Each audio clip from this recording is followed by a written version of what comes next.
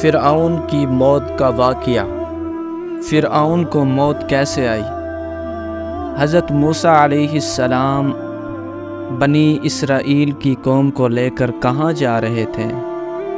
حضرت موسیٰ علیہ السلام بنی اسرائیل کی کتنی قوم تھی حضرت موسیٰ علیہ السلام کے ساتھ جب وہ جا رہے تھے؟ اور فرعون نے حضرت موسیٰ علیہ السلام کا پیچھا کیوں کیا؟ کیا فرعون کا ایمان لے آنا اللہ کی بارگاہ میں قبول ہوا یا نہیں؟ کیسے اللہ تعالیٰ نے فرعون کو ہر انسان کے لیے عبرت بنایا؟ ان تمام سوالوں کے جواب کو جاننے کے لیے ویڈیو کو مکمل دیکھیں۔ فرعون کی موت کا واقعہ۔ جان کنی کے منظر میں یہ بھی ہے جسے رب العالمین نے اپنی کتاب کریم کی سورۃ یونس میں ذکر کیا ہے۔ سورۃ یونس کی آیت نمبر 90، 91 اور 92 میں ارشاد فرماتے ہیں، اور ہم نے بنی اسرائیل کو دریا سے پار کرا دیا، پھر ان کے پیچھے پیچھے فرعون اپنے لشکر کے ساتھ ظلم و زیادتی کے ارادہ سے چلا، یہاں تک کہ جب ڈوبنے لگا تو کہنے لگا کہ میں ایمان لاتا ہوں کہ جس پر بنی اسرائیل ایمان لائے اس کے سوا کوئی معبود نہیں، اور میں مسلمانوں میں سے ہوں۔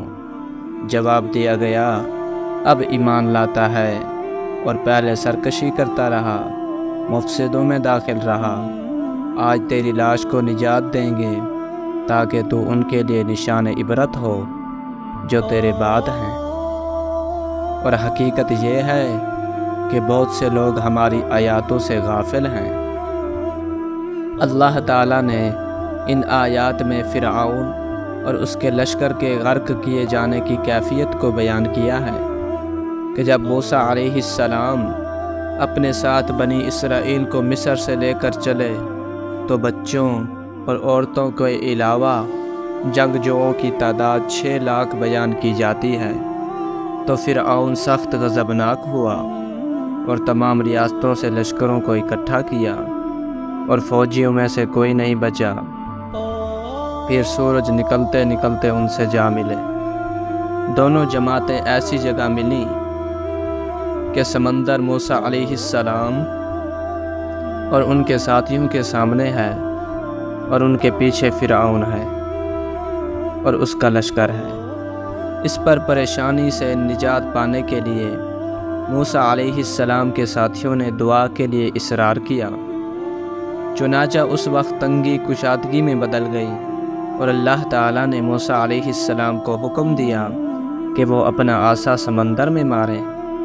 چنانچہ جب انہوں نے مارا تو سمندر پھٹ گیا، پھر ہر راستہ بلند و بالا پہاڑ جیسا ہو گیا اور 12 راستے بن گئے، ہر جماعت کے لیے ایک راستہ ہو گیا۔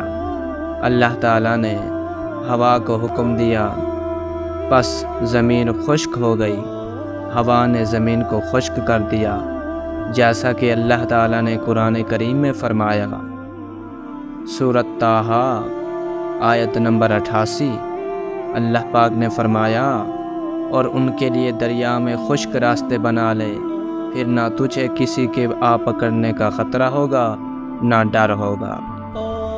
پانی راستوں کے درمیان کھڑکیوں کی طرح پھٹ گیا تاکہ ایک جماعت دوسری جماعت کو دیکھ سکے اور انہیں یہ شک نہ ہو کہ وہ لوگ ہلاک ہو گئے۔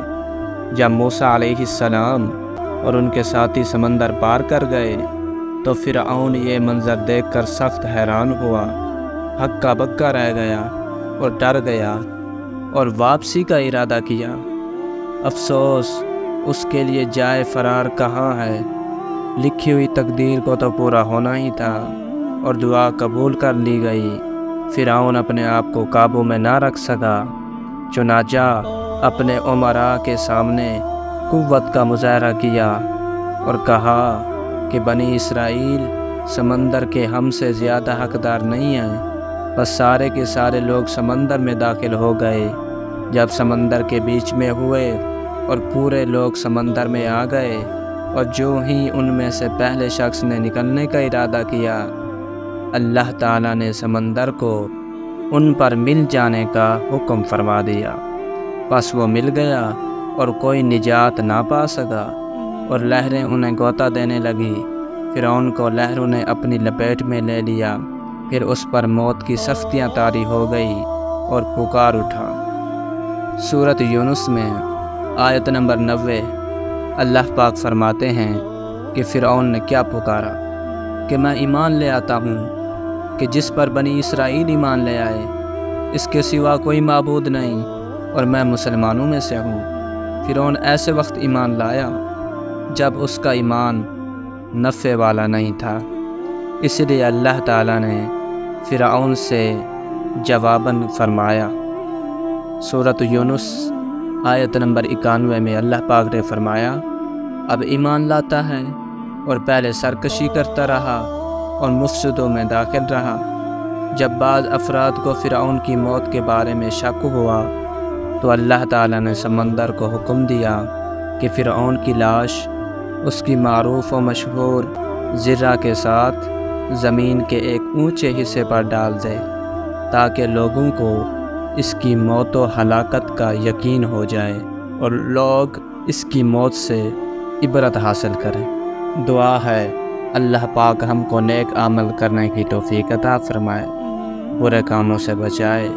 اللہ پاک اپنی فرما برداری کرنے کی توفیق عطا فرمائے، جیسے کافروں کا حال ہوا، جیسے منافقوں کا حال ہوا۔ اللہ پاک ان جیسے دردناک حرام کی موت سے بھی بچائے ہم کو۔ اللہ پاک ہم کو ایمان والی موت عطا فرمائے۔